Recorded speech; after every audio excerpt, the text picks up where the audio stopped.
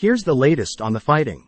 Israel's military acknowledged on Monday that it was still battling to drive Palestinian militants out of southern towns near the Gaza Strip and that more militants could still be crossing through breaches in the border fence, 2 days after an invasion that has killed hundreds and provoked furious retaliatory strikes by Israel.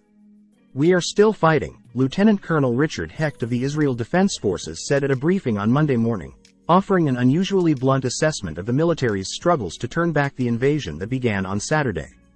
"We thought by this morning we'd be in a better place.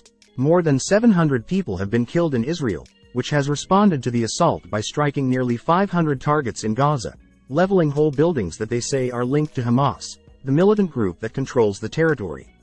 At least 493 Palestinians have been killed, according to authorities in Gaza. At least 2,751 others have been injured," the Palestinian Health Ministry said. Israeli troops and tanks were being sent to the south to prepare for what military officials said would be the next stage of the war, as analysts raised the prospect of a possible ground invasion of Gaza. The timing and scale of the next steps, which Prime Minister Benjamin Netanyahu said would destroy Hamas, were unclear because Hamas and other militants held at least 150 Israelis hostage.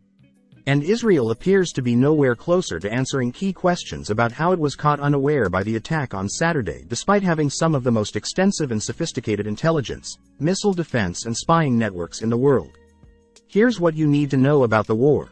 The Pentagon on Sunday announced it was sending additional munitions to Israel and moving more Navy warships, including an aircraft carrier, and combat aircraft closer to Israel in a show of support. The United States is working to fulfill several specific requests from Israel for military assistance, Secretary of State Antony J. Blinken said, without providing details.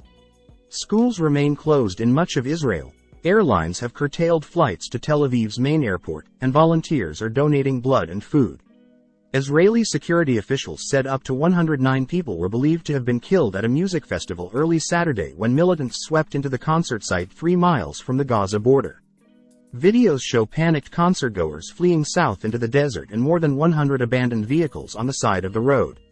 The United Nations Humanitarian Agency said that 123,538 Palestinians had been displaced in Gaza since the fighting began on Saturday. Israeli airstrikes had targeted houses and apartment complexes, some of which were struck before notice was given to the residents, the statement said. Gaza's sole power plant could run out of fuel within days, the UN said.